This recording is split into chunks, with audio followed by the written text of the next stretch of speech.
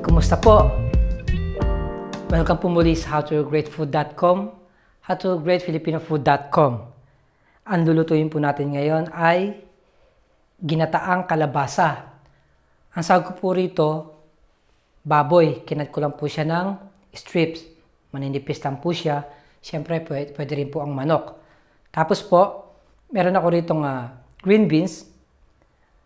Nandun po yung aking bagoong alamang, coconut milk, ginger, gagamit din tayo ng sili, fish sauce, cane vinegar, chopped garlic, onion, gagamit din po tayo ng cooking oil, konting asin lang, gawa ng maalat na po yung ating bagoong at ang patis, paminta at tubig. Nagpapainit na po ako ng mantika. Mag-i-start na po tayo mag-isa. Unahin natin yung ating luya.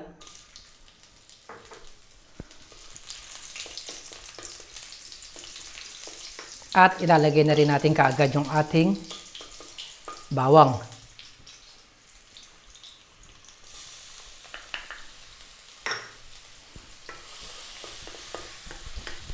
So gigisay lang natin sa sandali. Tapos po, i-add na po natin yung ating baboy. Hindi na natin siya masyadong ito-toasted.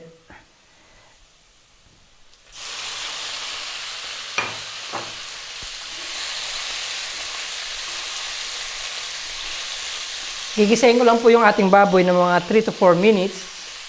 Tapos po, pupunta na po tayo sa ating next step.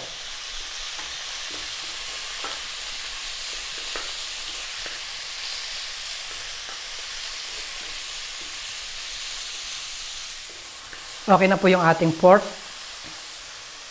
Maglalagay na po tayo ng onion,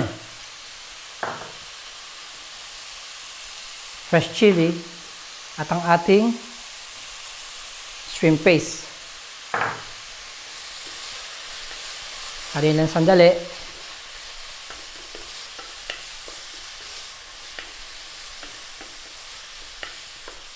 Tapos po, mag-a-add na tayo ng vinegar,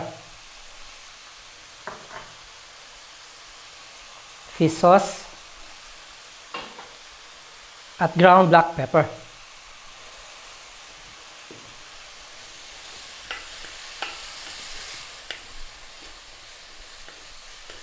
Ngayon naman,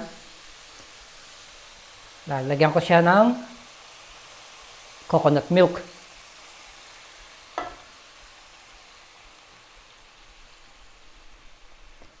At hahayaan po natin siyang maluto ng mga 5 to 7 minutes. Kailangan po maging tender yung ating baboy.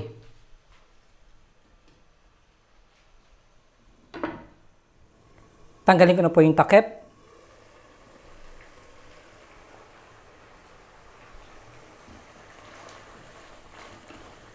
So ayan, luto na po yung ating pork dahil quality pork yung gamit ko rito, pork loin. Ngayon po, i-add na natin yung ating pumpkin or kalabasa. Mag-add po tayo ng konting tubig.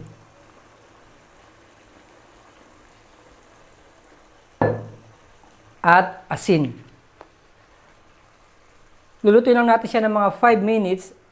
Once na lumambot pa yung ating kalabasa, panghuli natin yung ating green beans.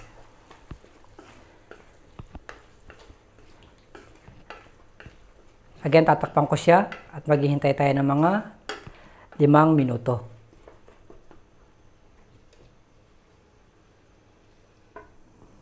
Punta na po tayo sa last stage ng ating pagluluto.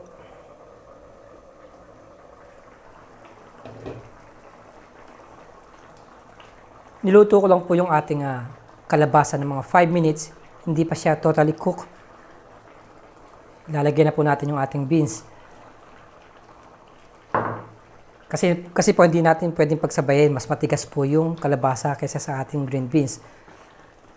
Another 5 minutes. Tapos po, pwede na po siyang serve.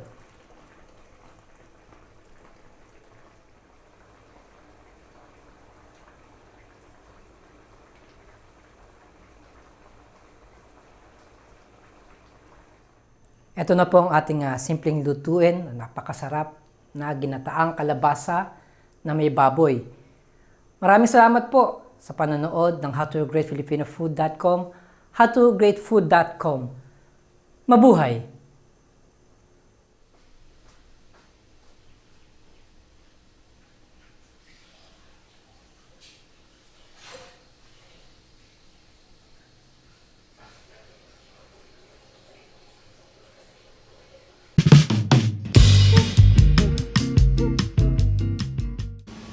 Hi, kumusta po? Ako po yung voice behind sa howtogreatfilipino.com. Ngayon po, nag-switch po ako sa Junior's Tagalog Cooking Channel. Pero every now and then, nandun pa rin ako yung channel ko sa howtogreatfilipino.com. Ngayon, sa bawat video po, ilalagay ko po yung link sa umpisa at sa huli ng aking video. Sana po magustuhan ninyo at mag-subscribe, comments, click like.